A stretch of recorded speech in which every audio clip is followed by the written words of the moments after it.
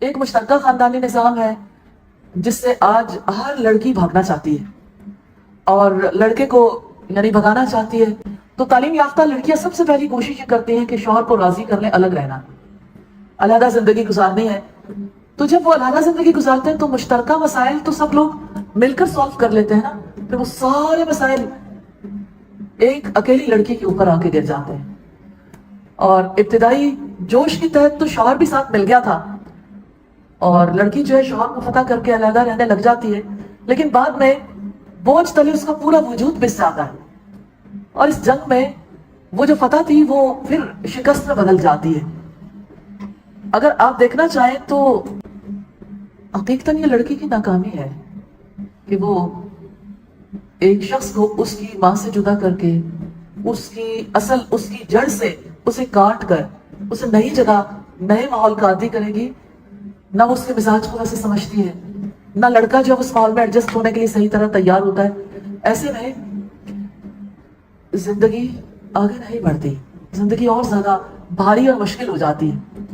اور خوشگوار زندگی کے خواب دیکھنے والی لڑکیاں ایسی زندگی کو دیکھ کر پھر گھبرا اٹھتی ہیں.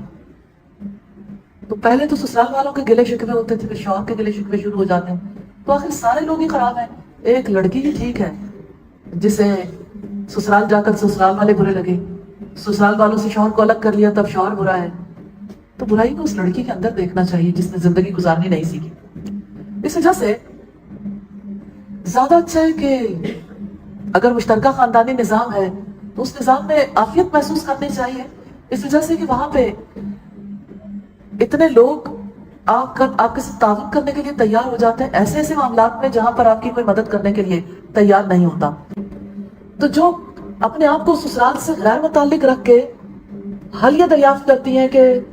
اپنے شوہر کو لے کر الگ ہو جائیں, اس وقت تو سب سے بڑا خواب یہی نظر آتا ہے کہ اچھا شوہر کے ساتھ الگ زندگی بسر کریں گے تو یہ سارے مسئلے ختم ہو جائیں. ریلی یہ اس سے بھی بڑا محاذ ہے. جب شوہر کے ساتھ جھگڑا ہوتا ہے اور جب سسرال کا جھگڑا ہوتا ہے تو لڑکی کی نگاہ شوہر کی طرف زیادہ نہیں جاتی, لیکن ادھر سے لڑکی جب لڑکے کو الگ کر لیتی ہے تو دونوں کی جنگ جو ہے نا وہ اپنے عروج پر پہنچ جاتی ہے, کیونکہ اب دونوں کے درمیان صلح کروانے والے بھی سائیڈ پہ ہو گئے. اب لڑکی کی اصل نیچر سامنے آتی ہے اور پھر زیادہ بڑی مشکلات ہو جاتی ہیں. لڑکی کو اصل میں بہت بڑی قربانیاں بھی دینی پڑتی ہیں جب وہ اکیلی رہتی ہے, اسے ساری ذمہ داریاں نبھانی پڑتی ہیں اور ان ذمہ داریوں کو پورا کرنے کے بعد یعنی اسے اپریسیشن تو نہیں ملتی, ہر وقت تنقید کا سامنا ضرور کرنا پڑتا ہے, جس کی وجہ سے یعنی جسمانی طور پر بھی وہ کھلنا شروع ہو جاتی ہے اور اتنے زیادہ کاموں میں مصروف رہنے کے بعد بھی جب شوہر سے بھی وہ توجہ نہیں ملتی اور شوہر کے رشتہ داروں کو بھی کاٹا تو شوہر بھی نہیں چاہتا کہ پھر وہ اپنے رشتہ داروں کے ساتھ ایسا تعلق رکھے,